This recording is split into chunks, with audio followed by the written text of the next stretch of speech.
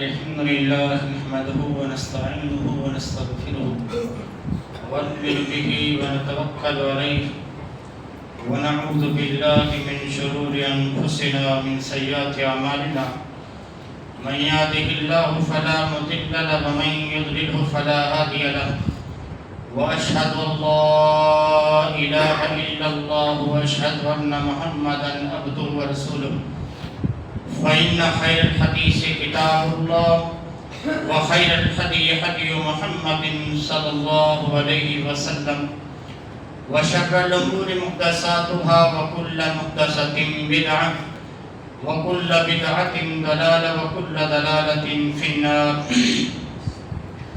أعوذ بالله السميع العليم من الشيطان الرجيم. لقد رضي الله عن المؤمنين إذ يبايعونك تحت الشجرة فعلم ما في قلوبهم فأنزل السكينة عليهم وأصابهم فتحا قريبا. وقال النبي صلى الله عليه وسلم فضل صحابتي على صحابة الأنبياء والمرسلين كفضلي عليهم. رب اشرح لي صدري ويسر لي أمري واحلل عقدة من لساني يفقهوا قولي. رب زدنی علما اللہم رب زدنی علما آمین. تمام قسم کی تعریف وحدہ لا شریک خالق کائنات مالک ارض و سما کے لیے ہے.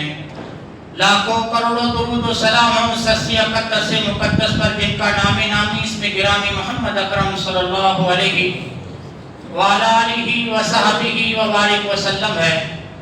وہ ذات مقدسہ مبارکہ مطہرہ کے رب العزت نے جنہیں رحمت کائنات بنا کر بھیجا، جن کے ذریعے اہل کائنات کی ہدایت و رہنمائی کا بندوبست فرمایا. برادران اسلام، محمد رسول اللہ صلی اللہ علیہ وسلم اس کائنات میں جلوہ گر ہو کر لوگوں کی رشد و ہدایت کے لیے، لوگوں کی رہنمائی کے لیے جو کارنامے اور کارراہ سر انجام دیے، وہ سیرت، حدیث اور تاریخ کی کتابوں میں محفوظ ہو کر ہم تک پہنچے ہیں. اور محمد رسول اللہ صلی اللہ علیہ وسلم کے کارراہ نمایاں کو اگر کسی گروہ نے دوام بخشا، ان کے تسلسل کو قائم رکھا اور دنیا والوں تک پہنچایا تو اس گروہ نے پہنچایا جس گروہ کو ہم اور آپ صحابہ کرام رضوان اللہ علیہم اجمعین کے نام سے یاد کرتے ہیں. دوستو، اس گروہ کی بہت بڑی شخصیت ہے جنہوں نے محمد رسول اللہ کے دین کو دنیا کے کناروں تک پہنچانے میں بڑا اہم کردار ادا کیا ہے، جن کا نام نامی اس میں گرامی عمر ابن الخطاب رضی اللہ تعالیٰ عنہ ہے. اسلامی تاریخ میں ان کو فاروق اعظم کے نام سے جانا اور پہچانا جاتا ہے. بڑی سبق آموز زندگی ہے فاروق اعظم کی. حضرت علی کے ان جملوں پر غور کیجئے کہ جب حضرت عمر فاروق شہید ہونے کے بعد جب ان کی لاش مبارک کو کفن میں لپیٹ دیا گیا تو حضرت علی نے یہ جملے کہے تھے. ایک تو بلک بلک کر رو رہے تھے، جیسے چھوٹے بچے کو ماں کی چھاتی سے الگ کیا جائے کیسے روتا ہے، اس طرح حضرت علی رو رہے تھے. لوگوں نے پوچھا علی کیوں روتے ہو؟ کہ لوگوں، اس کفن میں لپٹے ہوئے انسان نے زمین پر جو زندگی گزاری ہے نا، حضرت عمر کے بارے میں کہہ رہے ہیں کہ اس کفن میں لپٹے ہوئے انسان نے جو زمین پر زندگی گزاری ہے نا، محمد رسول اللہ کے بعد اس طرح کی زندگی گزارنا بہت مشکل ہے، بہت مشکل ہے.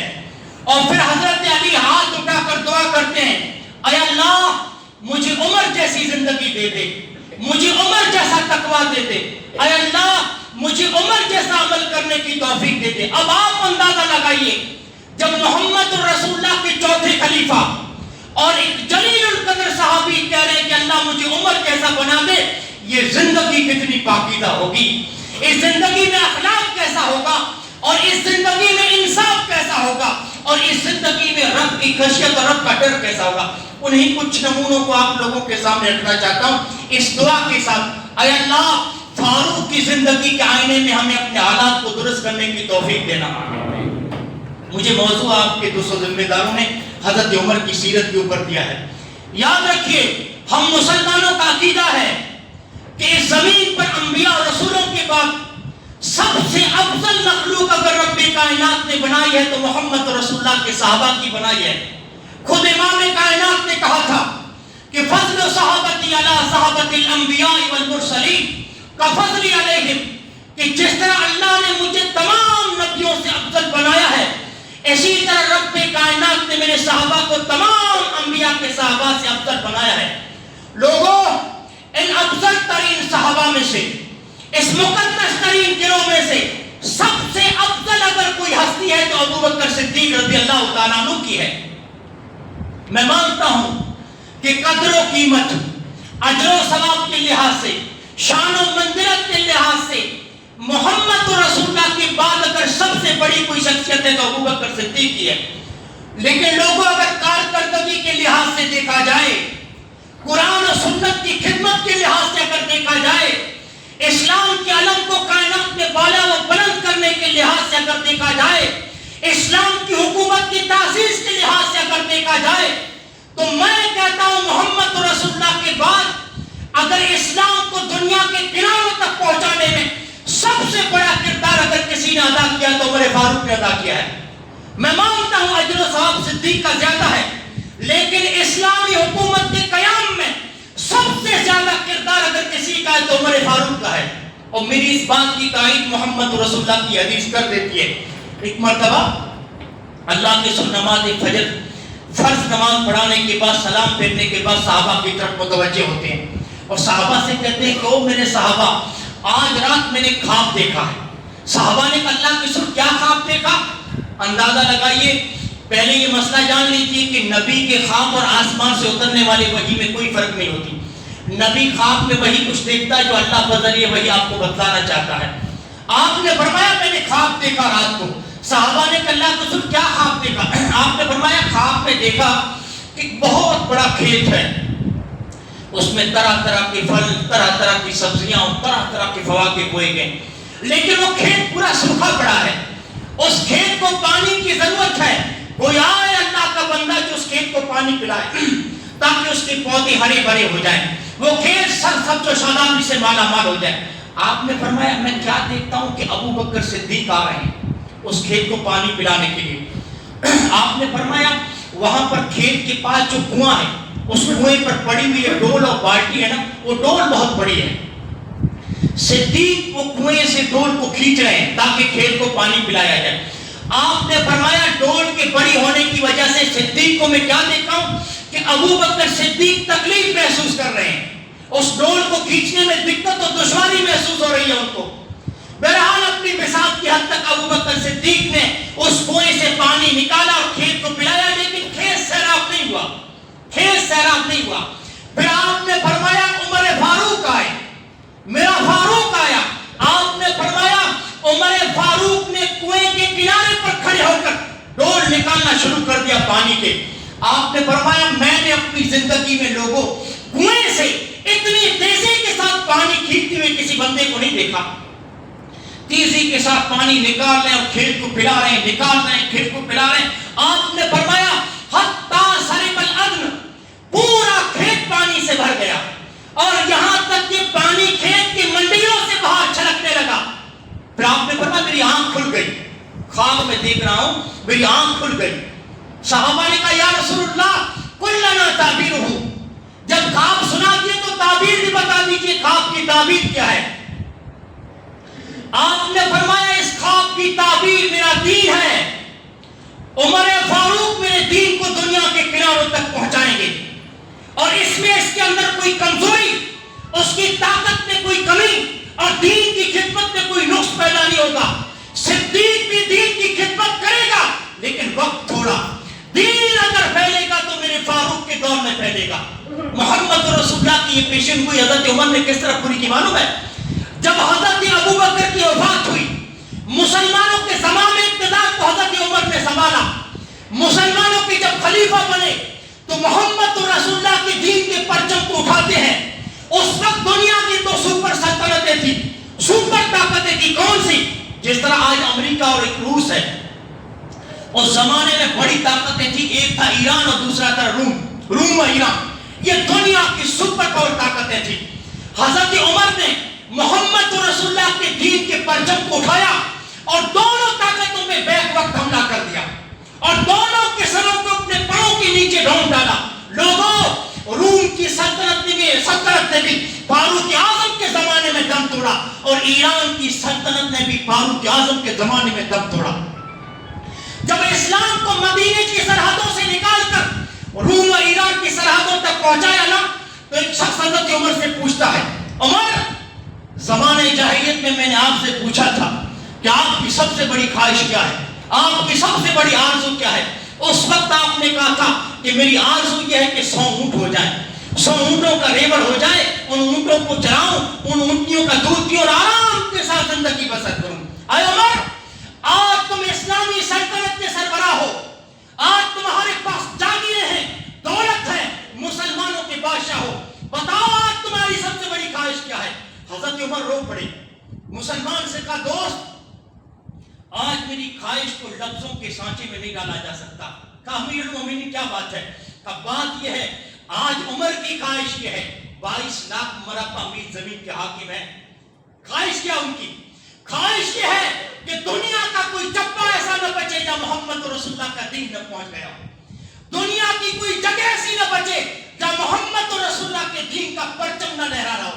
اس لیے محدثین کہتے ہیں کہ امام کائنات کی وہ پیشن گوئی کہ ان اللہ تعالی زوالی الارض برائت مشارقها ومغاربها وان امتی سیبلغ ملکها ما زوی علی منها.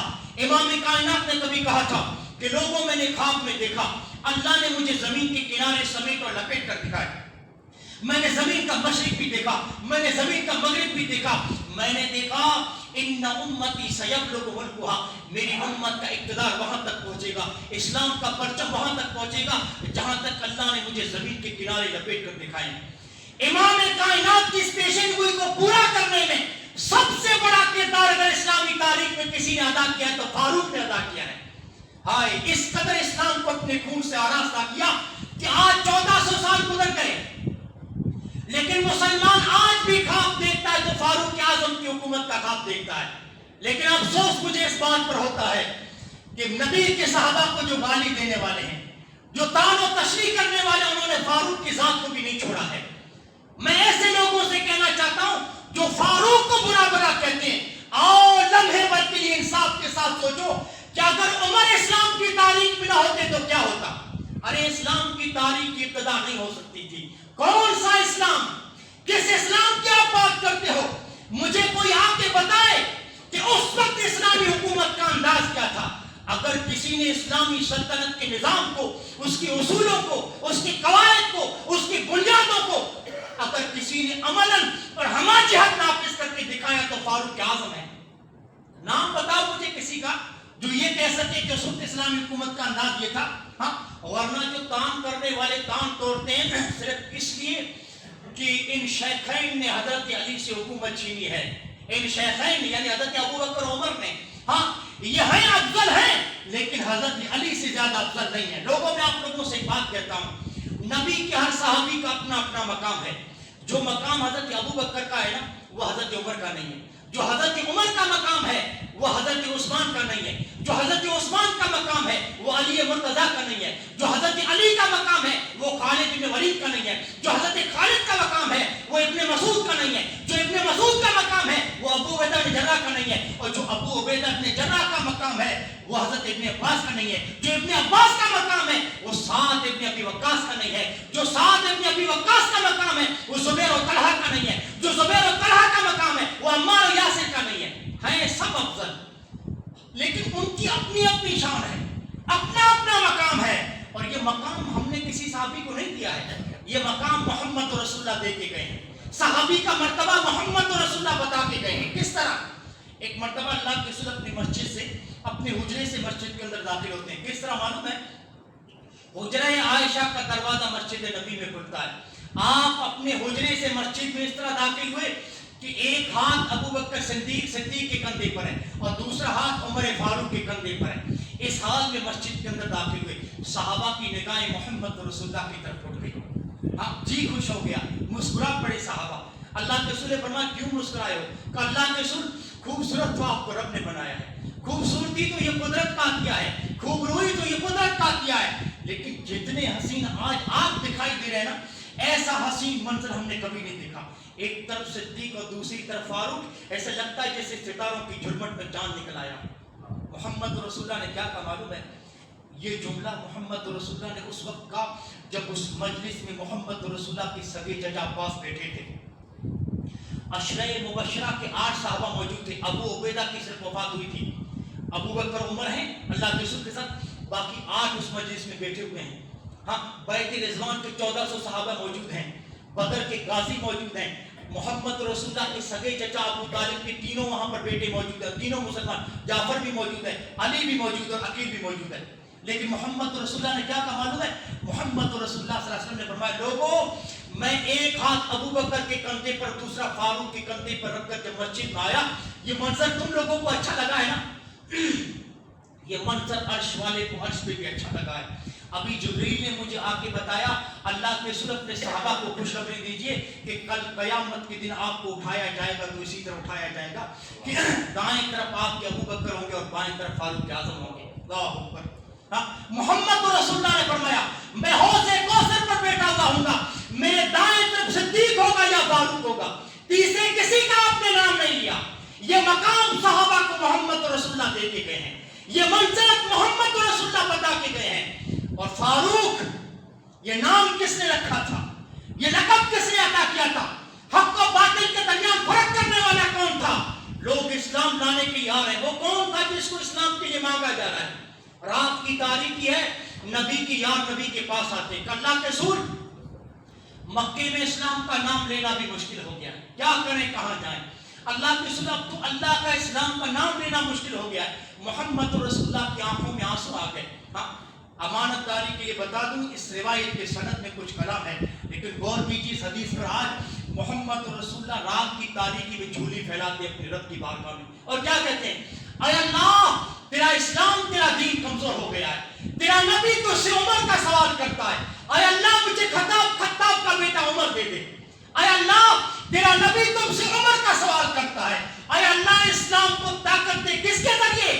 بھی عمر ابن الخطاب، خطاب کے بیٹے عمر کے ذریعے اسلام کو طاقتور بنا. نبی نے دعا مانگی، عرش الہی کو چلی، باب قبولیت میں دستک دی. نبی دعا کر رہے ہیں، ادھر ابو جہل کا ہرکارا عمر کے دروازے پہ دستک دے رہا ہے. حضرت عمر نے دروازہ کھولا، کہا کیا بات ہے؟ دار الندوہ میں مجلس شورا کی میٹنگ ہو رہی ہے اور شورا کے سارے ارکان آئے ہوئے ہیں، آپ کو بھی بلا رہے ہیں سردار. حضرت عمر ابو جہل کے پاس پہنچے، کہا کیا بات ہے؟ کہا عمر، آج ہم نے یہ فیصلہ کیا ہے کہ اس چراغ کو ہمیشہ کے لیے بجھا دیتے ہیں جو مکے میں خدا کی روشنی پھیلانا چاہتا ہے، یعنی محمد رسول اللہ صلی اللہ علیہ وسلم کو قتل کرنے کا ہم نے منصوبہ بنایا ہے. اور عمر، ہم جانتے ہیں کہ مکے میں یہ جرأت تمہارے علاوہ کوئی نہیں کر سکتا، یہ حوصلہ تمہارے علاوہ کسی کے اندر نہیں. اے عمر، میں انعام کے طور پر 100 اونٹ تم کو دینے کے لیے تیار ہوں اگر مجھے محمد رسول اللہ کا سر لا کے دیتے ہو. نعوذ باللہ، 100 اونٹ اس زمانے میں بہت بڑی بات تھی. حضرت عمر نے ابو جہل سے کہا سردار تمہارا یہ سودا مجھے منظور ہے، 100 اونٹ تیار رکھنا. حضرت عمر نے تلوار کو تیز کیا، بے نیام کر کے ہاتھ میں تھاما اور سر پہ امامہ باندھ کر محمد رسول اللہ کے گھر کی طرف چلتے ہیں. کیوں؟ قتل کرنے کے منصوبے سے. اور محمد رسول اللہ زید ابن ارقم کے گھر میں تشریف فرما ہے. راستے میں ایک مسلمان ملے، حضرت عمر کے چہرے پر شکنے، ہاتھ میں ننگی تلوار. کا بات کیا ہے عمر؟ بات کیا ہے؟ دیکھا مسلمان ہے، کہا تمہارے نبی کا سر لینے جا رہا ہوں. کہا میرے نبی کا کیا قصور ہے؟ کہا اسلام کی دعوت جو دیتا ہے. کہا عمر، اگر اسلام کی دعوت دینا، اسلام پھیلانا جرم ہے تو پہلے اپنے گھر کی خبر لے لو. کہا میرے گھر کو کیا ہوا؟ کہا تمہاری بہن فاطمہ نے اسی نبی کی رسالت کو تسلیم کر دیا ہے، اسی نبی پر ایمان لا چکی ہے. اب جو رخ زید ابن ارقم کے گھر کی طرف تھا، اپنے بہن کے گھر کی طرف رخ کر لیتے ہیں. بہن کے گھر پہ پہنچے، کس کا گھر ہے معلوم ہے؟ حضرت عمر کے بہنوئی کون ہیں؟ لوگ نہیں جانتے کہ عمر کتنا بڑا انسان ہے، نہیں جانتے لوگوں. حضرت عمر خود بھی عشرہ مبشرہ میں سے ہیں اور بہنوئی سعید بن زید بھی عشرہ مبشرہ میں سے ہیں. سعید بن زید حضرت عمر کے بہنوئی ہیں اور لوگ حضرت عمر پر کیا کیا کام کرتے ہیں کہ حضرت عمر یہ کر گئے وہ کر گئے. ہاں، پوری زمانے اقتدار کو اپنے گھر میں چھوڑ کے چلے گئے. خلافت کی بات دور گھر میں چھوڑی ہے، اپنے خلافت میں گھر کو سنوارا ہے، گھر کو بنایا ہے. اللہ کی قسم کھا کے کہتا ہوں، اس جسم فلک نے فاروق اعظم جیسا بے نفس انسان نہیں دیکھا ہوگا. جب زخمی حالت میں مصلی پہ پڑے ہیں، ہاں جب دودھ اور دوستوں دوا اوجڑی سے باہر آ رہی ہے، زخمی حالت میں پڑے ہیں، لوگوں نے عمر سے کہا کہ کس کو خلیفہ بناتے ہو؟ مسلمانوں کہا کہ کس کو بنا کے جاتے ہو؟ بعض صحابہ نے کہا اپنے بیٹے عبداللہ کو بنا دیجئے۔ عبداللہ محمد رسول اللہ کا جلیل القدر صحابی، امام کائنات کی دوستوں قیادت میں جنگیں لڑنے والا، کہ نبی جب دنیا سے گئے آپ کے بیٹے سے راضی تھے، عمر اپنے بیٹے کو خلیفہ بنا دیجئے، مسلمانوں کا قائد بیٹے کو بنا دیجئے۔ حضرت عمر رو پڑے، خود جو 10 سال حکومت کی تھی، آخرت میں جواب دے کے احساس سے کانپ رہے تھے کہ یہ لوگ تو میرے بیٹے کا نام لے رہے ہیں۔ کہ لوگوں رب سے حیا آتی ہے، رب سے حیا آتی ہے۔ کل قیامت کے دن رب العالمین میدان محشر میں یہ پوچھنے لے، اے عمر مسلمانوں کی باغ ڈور گھر میں چھوڑ کے آئے گئے تھے کیا؟ ہاں حکومت اپنے بیٹے کو دے کر آئے تھے کیا؟ رب کے سامنے مجھے کہیں حیا نہ آ جائے۔ اور پھر صحابہ کو مسکرا کے کہتے ہیں کہ میرے بیٹے کو تو اپنی بیوی کو طلاق دینے کا طریقہ نہیں آتا، وہ کیا مسلمانوں کی باغ ڈور سنبھالے گا؟ کہ پھر کس کو بناتے ہو؟ کہ عشرہ مبشرہ میں سے کتنے لوگ زندہ ہیں؟ کہ عمر 8 لوگ زندہ، 8 میں آپ ہے، 7 ابھی زندہ ہیں، ابو بکر اور ابو عبیدہ نے جرا دنیا سے چلے گئے، ابھی 8 لوگ زندہ ہیں۔ کہ اسی 7 پر کمیٹی بنا۔ اب بے نفسی دیکھیے حضرت عمر کی، بے نفسی دیکھیے، 7 پر کمیٹی بنی ہے، لوگوں نے 7 لوگوں کا نام جو عشرہ مبشرہ ہیں، جن کو محمد رسول اللہ نے دنیا میں جنت کی بشارت دی ہے، لوگوں نے ایک پرچے پہ نام لکھ کے دیا حضرت عمر کو، کمیٹی بٹھانی ہے۔ لیکن کیا معلوم ہے، ان 7 میں سے بھی ایک کا نام نکال دیا حضرت عمر نے، ایک کا نام نکال دیا۔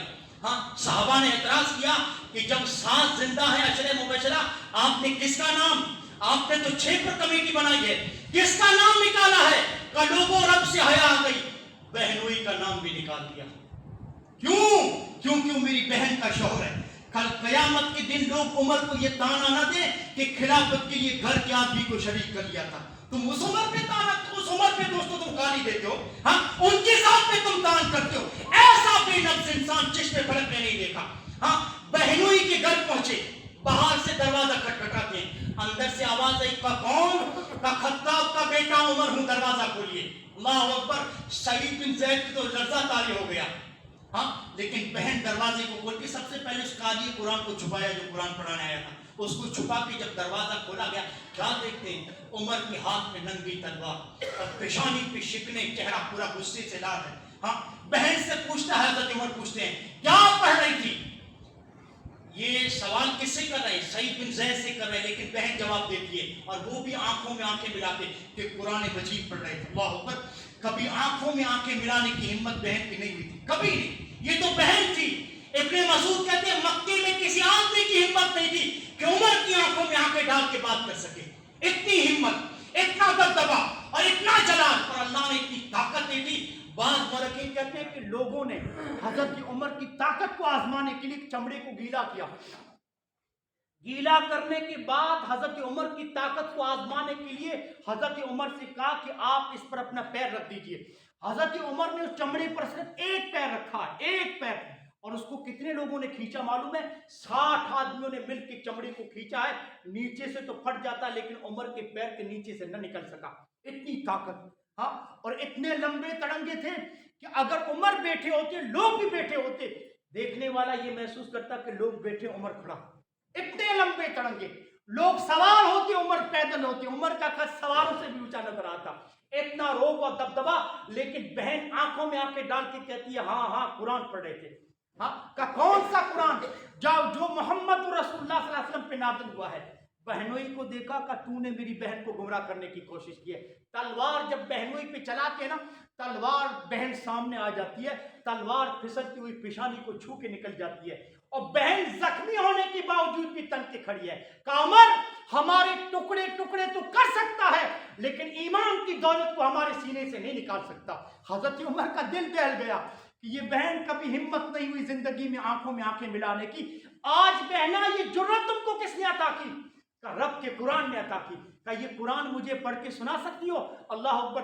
اب وہ قاری قرآن جس کو چھپایا گیا تھا، اس قاری قرآن کو بلایا جاتا ہے اور وہ سورہ طہ کی ابتدائی آیتیں حضرت عمر کو پڑھ کے سناتے ہیں۔ بسم اللہ الرحمن الرحیم، طٰہٰ ما انزلنا علیک القرآن لتشقیٰ الا تذکرۃ لمن یخشیٰ۔ ہاں کہ یہ قرآن تو اس کے لیے ہے جس کے دل کو رب العالمین نے دین اسلام کے لیے نرم بنا کے رکھا ہو. تنزیلا ممن خلق الارض والسماوات العلی الرحمن علی العرش استوى له ما فی السماوات وما فی الارض وما بینہما ما تحت الثری. کہ جو کچھ آسمانوں میں ہے، جو کچھ زمینوں میں ہے، اور جو کچھ آسمان اور زمین کے درمیان میں ہے، سب کچھ اللہ کی ملکیت میں. حضرت عمر قاری قرآن سے کہتے ہیں بس کر بس کر. عمر کا سینہ پھٹ چلا ہے. کہا بہنا اس کے پاس لے چل جس پہ یہ قرآن نازل ہوا ہے. اللہ اکبر. اب یہ قافلہ پھر چلتا ہے نبی کے گھر کی طرف. نبی کہاں ہے؟ زید ابن ارقم کے گھر میں ہے. پھر قافلہ چلتا ہے اور پورے مکے میں خبر پھیل چکی ہے کہ عمر ننگی تلوار لے کے محمد رسول اللہ کو قتل کرنے جا رہے ہیں. مسلمان ایک دروازے کی دوستوں اور سے جا کے دیکھتا ہے سوراخ سے. اس کی نظر نہ فاطمہ پہ پڑی، نہ سعید بن زید پہ پڑی، عمر پہ پڑی. کہ اللہ کے رسول عمر تو دروازے پہ آ گئے. ایک مسلمان نے دروازے کو بند کرنا چاہا، زنجیر لگانی چاہیے. محمد رسول اللہ صلی اللہ علیہ وسلم نے فرمایا دروازہ کھول دو. نبی مطمئن ہے. کیوں مانگا؟ رات رب العالمین سے جھولی پھیلا کے مانگی ہے. مانگا حضرت عمر کو، اسلام کے لیے مانگا ہے. نبی بالکل مطمئن کا دروازہ کھول دو. عمر قتل کرنے کے منصوبے سے نہیں آ رہا ہے، اسلام لانے کے لیے آ رہا ہے. عمر آ نہیں رہا ہے، رب العالمین اس کو میرے پاس لا رہا ہے. جیسے ہی عمر دروازے کے اندر داخل ہوئے زید ابن ارقم کے گھر میں، نبی اٹھ کر عمر کے گریبان کو پکڑ لیتے ہیں. عمر کے گریبان کو پکڑا. کہا عمر الم یعنی للذین ان تخشع قلوبہم لذکر اللہ. اے عمر ابھی وہ دن نہیں آیا کہ رب کا قرآن تیرے سینے میں سوراخ کر دے. اللہ اکبر. حضرت عمر نے گردن کو جھکا دیا. اشہد اللہ الہ الا اللہ واشہد ان محمدن عبدہ ورسولہ. اے اللہ کے رسول گھر سے تو خون کا پیاسا بن کے نکلا تھا، جب آپ کے دروازے پہ پہنچا ہوں تو غلامی کے لیے پہنچا ہوں، اسلام قبول کرنے کے لیے پہنچا ہوں. نبی نے کہا اللہ اکبر. صحابہ نے بھی نعرہ تکبیر بلند کیا. اور اسلام میں جو سب سے پہلے نعرہ تکبیر لگا تھا اسی وقت لگا تھا جب حضرت عمر نے اسلام قبول کیا تھا. عمر تیرے نصیب کا کیا کہنا، قسمت کا کیا کہنا. محمد رسول اللہ نے معلوم ہے حضرت عمر کو اپنی گود میں بٹھایا اور چوما حضرت عمر کی پیشانی کو، جیسے باپ چھوٹے بچی کو کیسے گود میں بٹھاتا ہے. محمد رسول اللہ نے حضرت عمر کو گود میں بٹھا کر چوما اور رو پڑے. نبی کہتے عمر تیری قوم نے بڑی تکلیفیں دی ہیں، صحابہ کو بڑا ستایا ہے. رات میں نے تجھے رب سے مانگا ہے، اے اللہ اسلام کمزور ہو چکا ہے، عمر کے ذریعے اسلام کو طاقت دے. عمر کا اسلام قبول کرنا بہت بڑا ٹرننگ پوائنٹ تھا مکے میں. ابن مسعود کے جملے مجھے یاد آتے ہیں. کہتے ہیں ابن مسعود کہ ما دلنا آئیتا منذ اسلم عمر. لوگوں مکی میں ہم ذلت کی زندگی جی رہے تھے، سر جھکا کر جی رہے تھے، لیکن جب عمر نے کہا نا اشہد ان لا الہ الا اللہ، جس دن عمر نے اسلام قبول کیا مکے میں مسلمان سر اٹھا کے جینے لگے. عزت کی زندگی مل گئی ہم لوگوں کو. اللہ نے عمر کے ذریعے ہم لوگوں کو طاقت دے دی. نبی نے کہا عمر تیری قوم نے بڑا ستایا ہے، ہم لوگوں کو بڑی تکلیفیں دی ہیں. رات میں نے رو کر تجھے رب سے مانگا ہے. کہ اللہ کے رسول جب آپ نے مجھے مانگا ہی ہے تو عمر کی بھی ایک خواہش ہے، عمر کی بھی ایک آرزو ہے. کہ عمر کیا آرزو ہے تمہاری، کیا تمنا ہے؟ کہ اللہ کے رسول آج تک آپ زید ابن ارقم کے گھر میں چھپ کر نماز پڑھی ہے. عمر کی آرزو یہ ہے کہ آج آپ کعبے کے صحن میں کھڑے ہو کے نماز پڑھیے. آج اس گھر سے نکل کر کعبے کے صحن میں کھڑے ہو کے آپ نماز پڑھیں گے. عمر چوکیداری کرے گا. کس کی ہمت ہے جو محمد رسول اللہ کو روکے نماز پڑھنے سے؟ ہاں، اور اسلامی تاریخ کا پہلا دن ہے جب محمد رسول اللہ اپنے ساتھیوں کے ساتھ کھلے بندوں کعبے کی چوکھٹ کے سامنے نماز پڑھ رہے ہیں اور حضرت عمر چوکیداری کر رہے ہیں کہ کس کی ہمت ہے جو محمد رسول اللہ کو روکے. لوگوں اسلامی تاریخ کا پہلا دن تھا جب حضرت عمر نے اسلام کو زید ابن ارقم کے گھر سے نکال کر کعبۃ اللہ کے صحن میں کھڑا کیا. ہاں وہ عمر تھے جو نبی کی وفات کے بعد اسلام کو مکہ اور عرب کی چار دیواری سے نکال کر روم و ایران کی سرحدوں تک پہنچایا تھا. ہاں وہ عمر تھے. اس لیے ایک انگریز کہتا ہے، برنارڈ شاہ نے کہا تھا کہ لوگوں اگر اسلام کی تاریخ میں ایک اور عمر آ جاتا نا تو اس روئے زمین پر اسلام کے علاوہ کوئی دوسرا مذہب نہ ہوتا، اسلام کے علاوہ کوئی دوسرا دین نہ ہوتا. اس قدر اسلام کو حضرت عمر نے پھیلایا. اس وقت نبی نے جھولی پھیلا کے دعا کی تھی نا. آج میں بھی دعا کہتا ہوں جھولی پھیلا کے. یہ قبولیت کا وقت ہوتا ہے. اے اللہ ہمیں بھی ایک عمر دے دے. اے اللہ ہمیں بھی عمر جیسا قائد دے دے، عمر جیسا لیڈر دے دے. اے اللہ جس بیت المقدس کو فتح کیا تھا عمر فاروق نے، جو مسجد ظالموں کے قبضے سے چھڑائی تھی، اے اللہ وہ مسجد پھر ان کے قبضے میں چلی گئی. اے اللہ ہمیں عمر جیسا قائد دے دے، عمر جیسا لیڈر دے دے.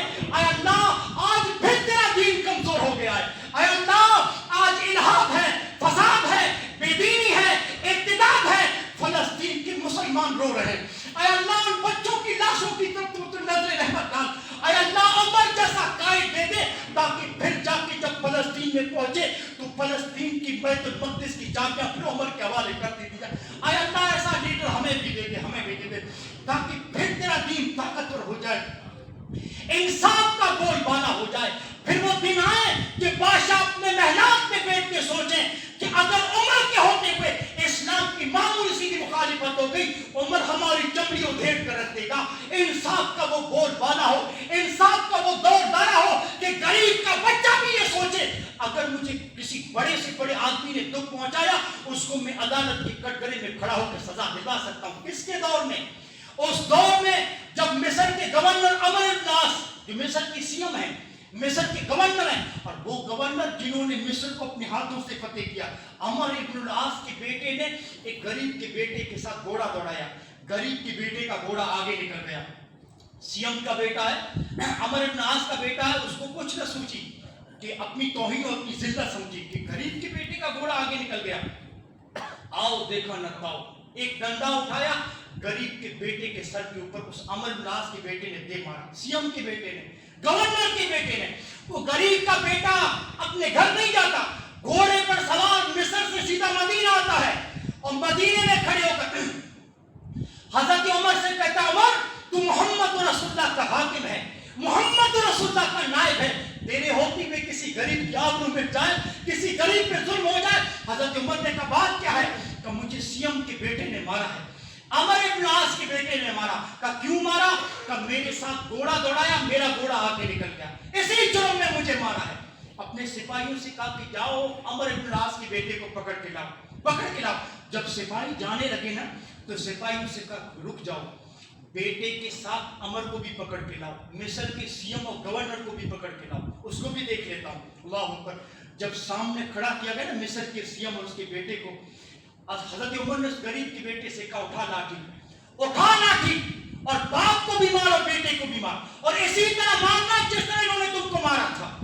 अमर इब्न आस ने गर्दन झुका ली, कहा अमीरुल मोमिनीन, मेरे बेटे ने गलती की है, मैंने अपने बच्चे की सिफारिश तो की नहीं, मुझे क्यों मरवा रहे हैं, मेरे बेटे को आप सजा दीजिए। हजरत उमर ने कहा अमर तूने इस बिगड़े बेटे की तरबियत नहीं की है, ये आज गरीब पर क्यों हाथ उठाता है, सोचता है सीएम का बेटा, गवर्नर का बेटा हूं, मैं जिसको चाहे मार सकता हूं, मुझे कौन टच कर सकता है। अरे तूने इसकी तरबियत, अगर तरबियत की होती ना तो ये गरीब के बेटे के ऊपर हाथ ना उठाता, गरीब के बेटे से उठा लाठी और मार दोनों को। मिस्र के सीएम ने गर्दन झुका दी, अमर इब्न आस ने गर्दन झुका ली, कहा ठीक है अमीरुल मोमिनीन, जैसा आप हुक्म दें। अल्लाह अकबर। गरीब के बच्चे ने लाठी फेंक दी, लाठी उसने दूर फेंक दी। हजरत उमर ने कहा लाठी क्यों फेंकी है? कहा उमर तेरे अदल से हया आ गई, तेरे इंसाफ से हया आ गई, मोहम्मद रसूलुल्लाह के सहाबी से हया आ गई। ये मोहम्मद रसूलुल्लाह का सहाबी, अरे तेरे हुक्म पे गर्दन को नहीं झुकाया है, रब के हुक्म पर गर्दन को झुकाया है, उसने रब्बुल आलमीन के सामने गर्दन को झुकाया है। उमर तेरे अदल से मुझे हया आ गई, माफ किया मैंने, अमर को भी माफ किया, उसके बेटे को भी माफ किया। कहा सुन गरीब के बच्चे, अगर आज तू मिस्र के सीएम को माफ न करता, अमर और उसके बेटे को माफ न करता, तो ये जमीन देखती कि इस्लाम के अंदर मिस्र के सीएम को भी मेरा अंदाजी की इजाजत उमर नहीं दे सकता। आय अल्लाह, इंसाफ की ऐसी मिसाल को हम कहां तलाश करें, ऐसे हुक्मरानों को कहां ढूंढें। आय अल्लाह हमें उमर दे दे, उमर दे दे, वो हुक्मरान, वो आदिल, ऐसा इंसाफ करने वाला कि जिस भी मजमे आम में उठ के एतराज हो, और एतराज भी कैसा, जाती एतराज। हजरत उमर मिंबर पे खड़े होकर जुमे का खुतबा दे रहे हैं, एक मामूली मुसलमान उठ के एतराज करता है, ऐ उमर ये जो लंबा कर नया कुर्ता पहन के आज जुमे का खुतबा दे रहे हो, पहले इस कुर्ते का हिसाब दो, नहीं सुनना तेरा खुतबा, मिंबर से नीचे आओ। मामूली इंसान 22 लाख मरबा मील के हाकिम के सामने मामूली मुसलमान कहता है नहीं सुनना तेरा खुतबा, नीचे उतरो, पहले इस कुर्ते का हिसाब दो। माले गनीमत में तो सबको एक एक चद्दर मिली, किसी का कुर्ता नहीं बना, तुम इतने लंबे तरह की कुर्ता कैसे बन गया, कुर्ते का हिसाब दो। अल्लाह अकबर। आपको मालूम है हजरत उमर कौन है? ईरान का बादशाह किसरा अपने दरबार में कहता है अपने सिपाहियों से कि कभी मेरे सामने उमर का नाम मत लिया करो, उमर का नाम तुम लेते हो मेरे कंधे कपकपाने शुरू हो जाते, इतनी हैबत वाला। और मामूली मुसलमान कहता है कुर्ते का हिसाब दो, कुर्ता कहां से पहने, ये कुर्ता कहां से आया? हजरत उमर मिंबर से नीचे आ गए, कहा इस मजमे में मेरा बेटा मौजूद है। अब्दुल्ला उठ खड़े हुए, हाँ बाबा मौजूद हूं। कहा अपने बाप की सफाई बयान कर, अपने बाप के कुर्ते का हिसाब दे, तेरे बाप से कुर्ते का حساب مانگ رہے ہیں، حساب دے ورنہ قیامت کی صبح تک میں نبی کے منبر پہ قدم نہیں رکھوں گا۔ حضرت عبداللہ رو پڑے کہ لوگوں میرے باپ کے پاس ایک ہی کرتا تھا، ہاں اتنے بڑے بادشاہ کا ایک ہی کرتا تھا، اسی کو دھوتے اسی کو پہنتے تھے، اس کرتے میں اتنے پیون لگ چکے تھے، اتنا پھٹ چکا تھا کہ اب کہیں پیون لگانے کی جگہ نہیں بچی تھی۔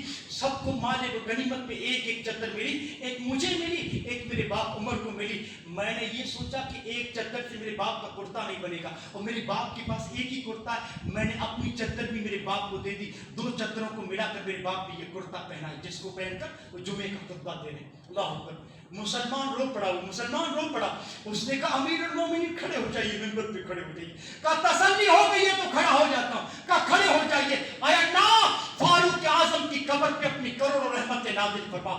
لوگوں بڑی سبق آموز زندگی ہے، ارے جس کے بارے میں حضرت علی کہہ رہے ہیں آیا اللہ مجھے عمر جیسا بنا دے، اندازہ لگاؤ یہ زندگی کتنی پاکیزہ ہوگی، اس زندگی میں انصاف کیسا ہوگا، اس زندگی میں رب کی خشیت کیسی ہوگی۔ چند مثالیں دوستو، دو تین مثالیں دے کر بات کو ختم کروں۔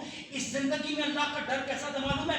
زخمی حالت میں مصلی پہ پڑے ہیں، زخمی حالت میں طبیب جو حضرت عمر کی دوا کر رہے ہیں نا، وہ اجڑی پھٹ چکی، آنتیں باہر پڑی حضرت عمر کی، تو دودھ اور دوا اجڑی کے راستے سے باہر آ رہا ہے۔ تو حضرت عمر سے ڈاکٹر نے کہا عمر یہ زخم نہیں بھر پائے گا، آپ کوئی وصیت کرنا چاہتے ہیں تو کر دیجیے، آپ کی وفات کا وقت قریب آ چکا ہے۔ تو حضرت عمر اپنے بیٹے عبداللہ کو بلاتے ہیں، کہا عبداللہ ایسا کرو حذیفہ بن یمان کو بلا کے لاؤ۔ حذیفہ بن یمان، حذیفہ بن یمان کون ہے معلوم ہے؟ رازدار رسول ہے، محمد رسول اللہ صلی اللہ علیہ وسلم کے رازدار ہیں۔ اللہ کے رسول نے مدینے میں کتنے منافق ہیں ساری لسٹ حذیفہ کے پاس موجود تھی۔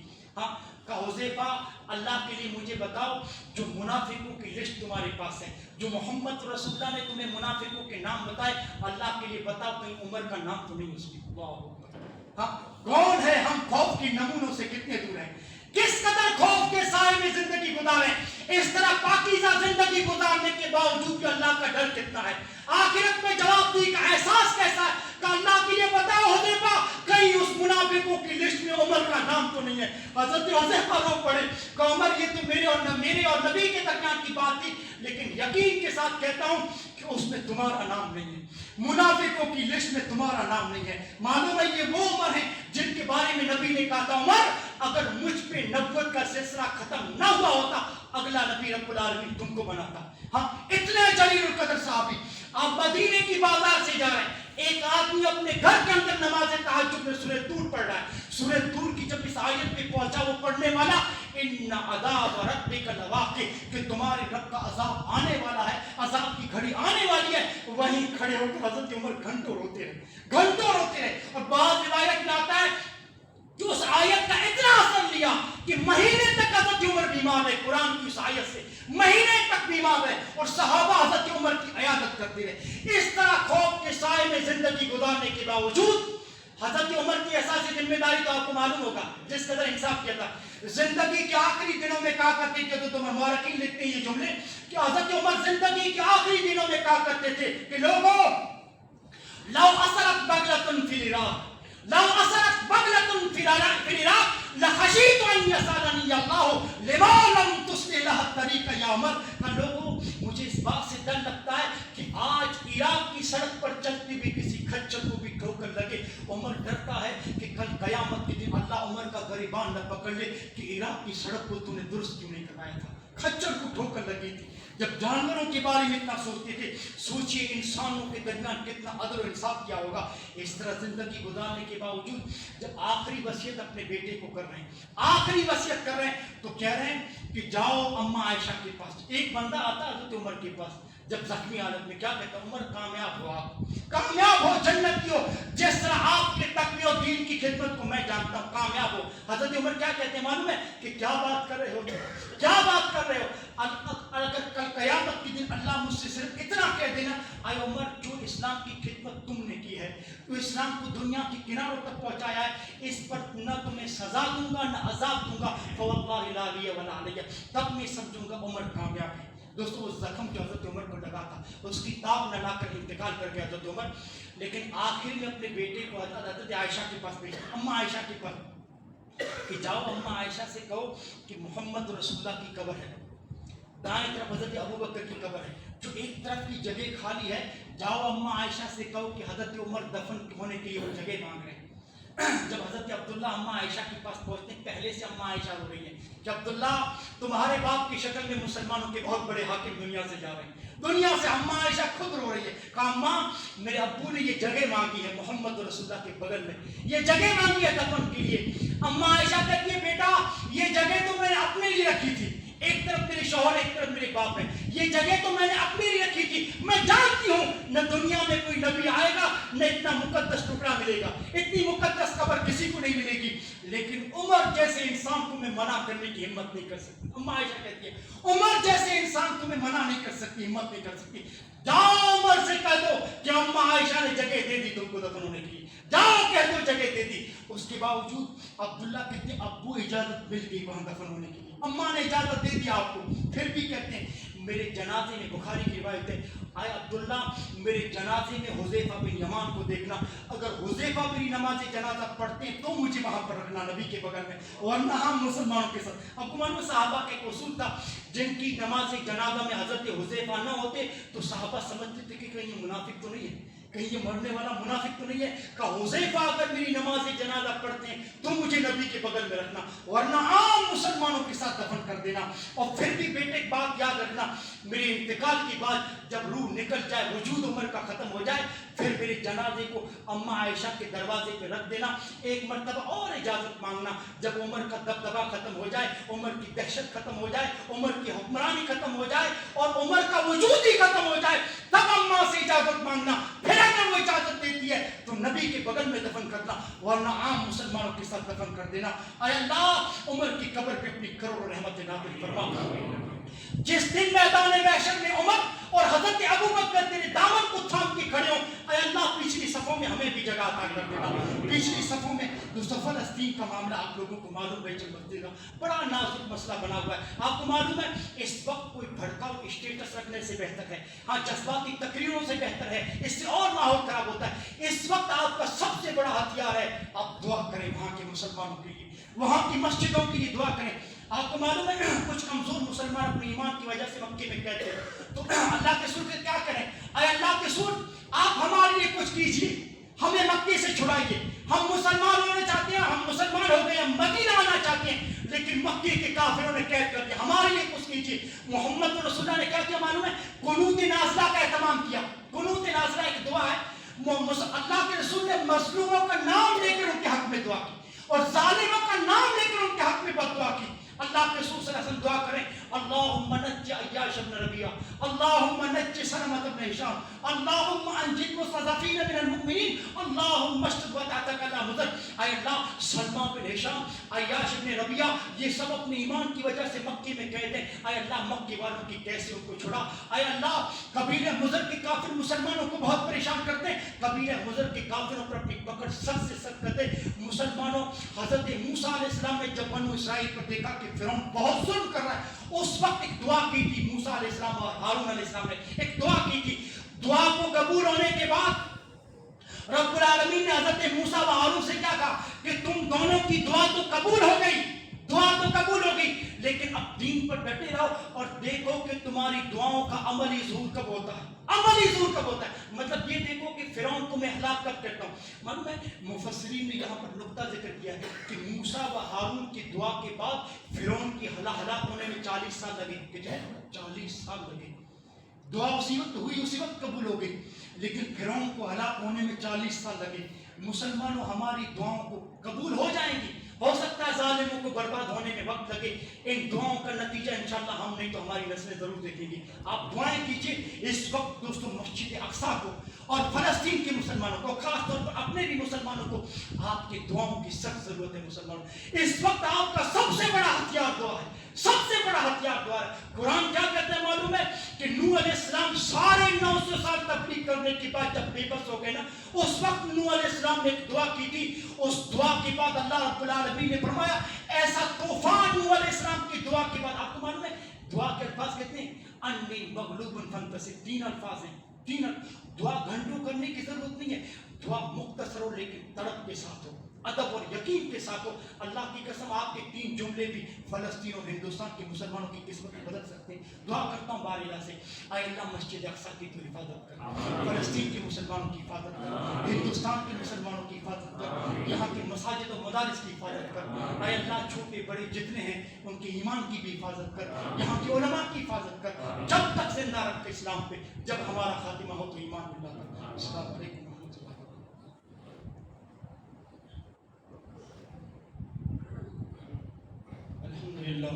الحمد لله نحمده ونستعينه ونستغفره ونؤمن به ونتوكل عليه ونعوذ بالله من شرور انفسنا ومن سيئات اعمالنا. من يهده الله فلا مضل له ومن يضلل فلا هادي له, واشهد ان لا اله الا الله واشهد ان محمدا عبده ورسوله. فان خير الحديث كتاب الله وخير الهدي هدي محمد صلى الله عليه وسلم وشر الامور محدثاتها وكل محدثه بدعه وكل بدعه ضلاله وكل ضلاله في النار. اعوذ بالله السميع العليم من الشيطان الرجيم. ان الله يامركم بالعدل والاحسان وايتاء ذي القربى وينهى عن الفحشاء والمنكر والبغي يعظكم لعلكم تذكرون. صدق الله يذكركم.